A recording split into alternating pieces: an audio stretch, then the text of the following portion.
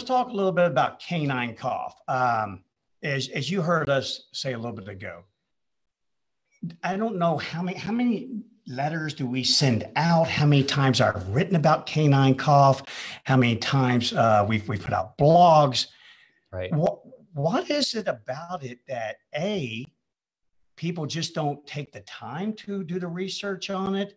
What strikes such fear in people about canine cough? What turns them from these incredible dog owners to demons? It's just amazing. Now, I'm not saying all dog owners are. So again, I'm not making a stereotype a signal out there for you guys. I'm just saying that in our experience, even only in a veterinary hospital, holy moly, I dealt with many things, but never the level of emotions that canine cough seems to evoke. Right. No, I agree completely. We probably hear that at least once a month from somebody that we don't, at our facility, we don't board or groom at our place, which makes it, nice that we don't really necessarily have to experience or be produce that cough that it's going to happen. But when they go to another place, they'll, they come in for treatment with us, and they'll be blaming, that other facility, and maybe that place was dirty and all this kind of stuff. And a lot of times, honestly, I use the analogy of, if you've ever had children in daycare, kids around kids are going to just swap, you're going to sneeze and they're going to wipe their eyes and all this kind of stuff. And, dogs in boarding and daycare, they're in an enclosed environment. They're playing hard.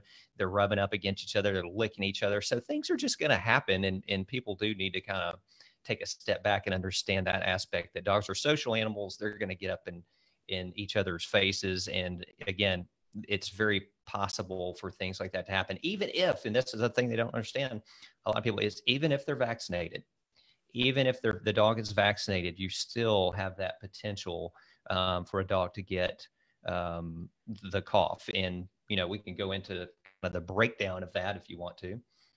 Absolutely, but I'm really glad this is being recorded, because I'm going to save this and I'm going to play this every time someone contacts us and go, hey, my dog was perfectly healthy when it came in, but now it is sick and it's your fault. You must not clean the place. You must not care for the dogs. Yada, yada, yada. So I think they just don't understand. Yeah, they think they were vaccinated against it. They shouldn't have gotten it. And they just don't understand. I use the example of, most people get the flu vaccine for themselves, but yet, your doctor will tell you that, hey, this is not 100% foolproof. We hope you don't get the flu, but if you're going to get exposed to it, you likely will have a less severe case of the flu because you've been vaccinated. So yes, sometimes it is going to be foolproof, but a lot of times it's just going to be that you're going to have a less severe case. So that's the way I kind of describe the two vaccines, and really the two conditions.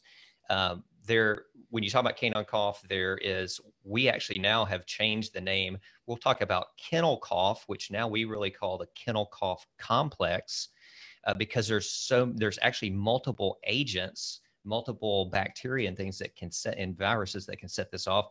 And then the other separate category, which is fairly still new to the scene, but is the canine flu virus. Okay. So those two things, they look very similar, but they are different. And so I could speak on, we can talk about, the canine flu. Well, let's say this. Let's talk about the kennel cough complex first. The complex, there's 5, 6, 7 different agents. There's Bordetella, which most people know of, and parainfluenza. Well, that's just 2, and those are the ones we have vaccines for. But there's also Klebsiella and Mycoplasma and E. coli and Pseudomonas, Streptococcus zooepidemicus. There are other agents, so that's 5 or 6 that we have no vaccines for our dogs, and yet these dogs can be exposed to. I've tested now about probably 8 or 9, maybe 10 different dogs for what potentially I thought might be canine flu, which we'll talk about in a second.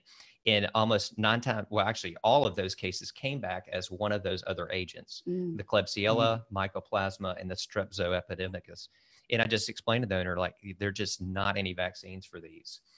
So yes, absolutely, 100% I believe in vaccinating your dog for this kennel cough.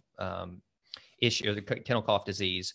But again, it's not foolproof. It doesn't cover every spectrum of the kennel cough complex.